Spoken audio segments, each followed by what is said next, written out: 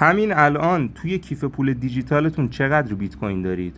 میدونید حتی مقادیر اندک بیت کوین هم در آینده میتونه بسیار بسیار ارزشمند بشه، چون ما کلاً توی دنیا فقط 21 میلیون بیت کوین داریم.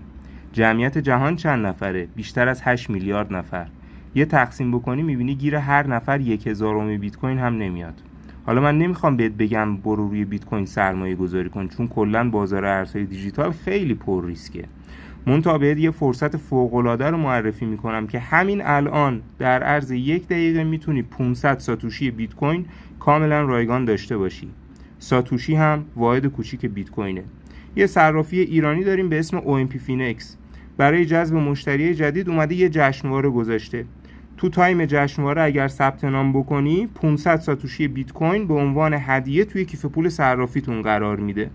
لینک و توضیحات رو توی دیسکریپشن گذاشتم. همین الان قبل از اینکه اسکرول کنی بری ویدیوی بعدی ثبت نامت رو انجام بده، چون خیلی ساده است. فقط اسم مشخصات رو وارد میکنی و تمام. عکس کارت ملی و فیلم و اینجور چیزا نمیخواد. بعدش هم برو توی بخش دارایی صرافی و موجودی بیت کوین تو ببین. فکر کن نداریش، فکر کن این 500 ساتوشی بیت کوین رو نداری. ممکنه در آینده بسیار بسیار ارزشمند بشه. تایم جشنواره هم که تمام شد من توی کانال تلگرامم بهتون اطلاع رسانی میکنم. حتما توی کانال تلگرامم که یوزرنیمش زیتون ترید هست عضو باشید که اگر جشنواره تموم شد دیگه ثبت نام انجام ندید. سبز و سعودی باشید.